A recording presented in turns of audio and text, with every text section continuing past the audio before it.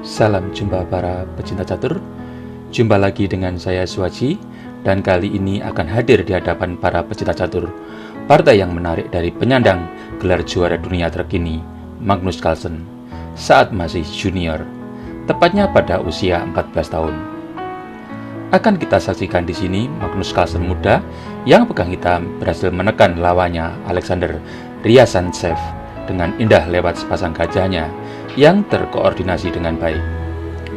Bagaimana cantik dan serunya partai yang terjadi pada European Individual ke-6 tanggal 1 Juli 2005 ini?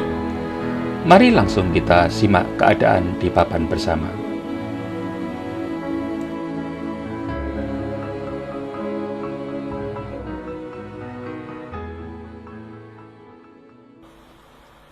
Alexander Ryazantsev mengawali permainan dengan pion D4 dan Magnus Carlsen membalas dengan kuda F6.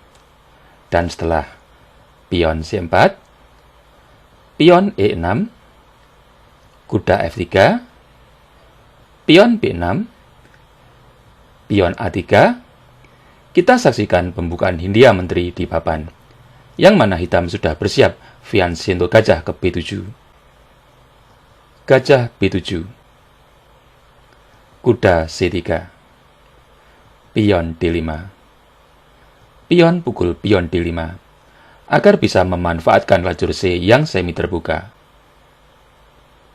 Kuda pukul pion D5, gajah D2, gajah E7, menteri C2, kuda D7, agar memungkinkan memperkuat sayap raja saat dibutuhkan, dengan menuju peta F6. Pion E4, langkah logis menghalau kuda yang menduduki peta strategis.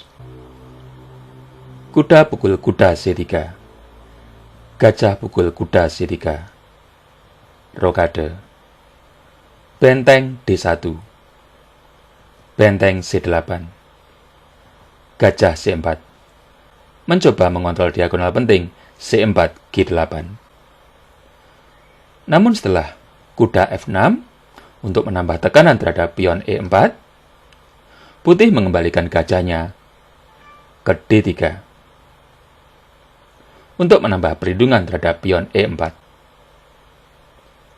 Pion C5, pion pukul pion C5, benteng pukul pion C5, rokade, menteri A8, untuk memperkuat dominasi diagonal panjang peta terang. Benteng F E1, benteng F C8, menteri E2, benteng 5 C7, pion A4. Pada posisi ini, pion H6 juga layak dipertimbangkan sebagai langkah profiletik, menjaga peta G5 dari pendudukan kuda putih. Namun hitam lebih memilih bermain di sayap menteri dengan pion A6, yang bisa mencegah pertukaran gajah peta terang yang memang dalam posisi yang ideal. Kuda E5, gajah F8, untuk memperkuat peta G7. Kuda C4, kuda D7, menteri E3, benteng C6, gajah F1, dengan ide yang sama dengan gajah hitam untuk memperkuat peta G2. Kuda C5, untuk memantau pion lemah E4. Pion A5, pion pukul pion A5, kuda pukul pion A5. Benteng 6 C7, gajah E5, mencoba mengusik benteng hitam yang berada di zona nyaman. Benteng D7, pion B4, benteng pukul benteng D1, benteng pukul benteng D1. Langkah sederhana kuda ke A4 juga layak dipilih, namun hitam memilih mengurangi tekanan gajah putih peta gelap dengan pion F6, yang juga menyediakan lubang pengamanan F7 saat raja hitam terdesak. gajah F4, kuda pukul pion E4, benteng D7. Untuk menambah tekanan terhadap gajah yang memantau diagonal panjang yang penting. Dan di sini hitam mengabaikan ancaman itu, namun memilih melancarkan counter attack dengan benteng C3. Menteri E1, gajah D5. Sebuah reposisi gajah ke petak yang lebih aman, namun tetap menjaga kontrolnya terhadap diagonal panjang yang penting. Pion F3 mencoba memperkuat keamanan diagonal panjang petak terang, namun di sisi lain membuat lemah diagonal G1 A7. Dan hitam memanfaatkan ini dengan gajah pukul pion B4 untuk menghilangkan pion yang mengontrol petak C4 yang ideal buat gajah hitam petak gelap.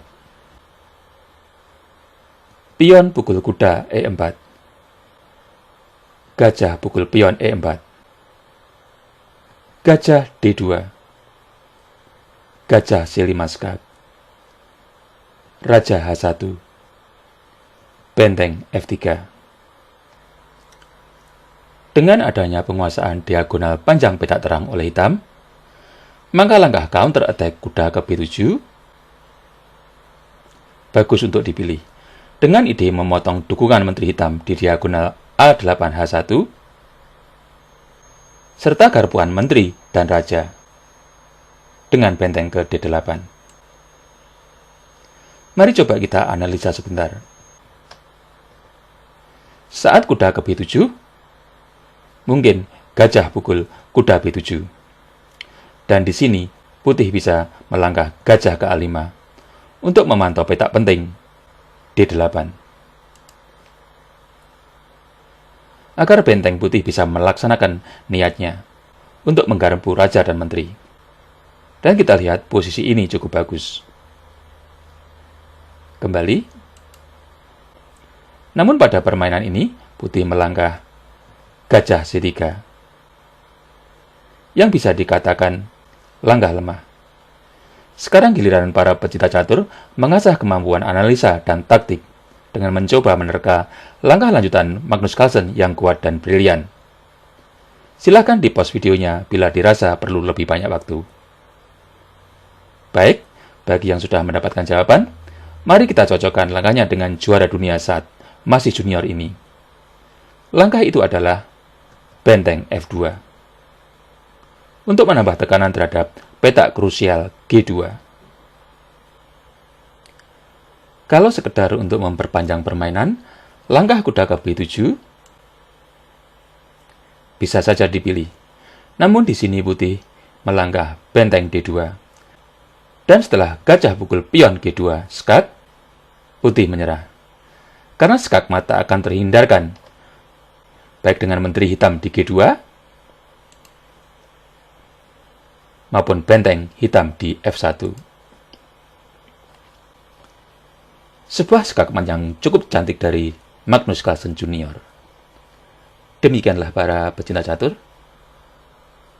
Video ulasan dari partai Magnus Carlsen Jr. saat berhadapan dengan Alexander Ryazantsev pada turnamen European Individual Championship tanggal 1 Juli 2005 yang diwarnai kombinasi sepasang gajah yang cantik. Seperti biasa, saya berharap video ini bisa bermanfaat bagi para pecinta catur semuanya.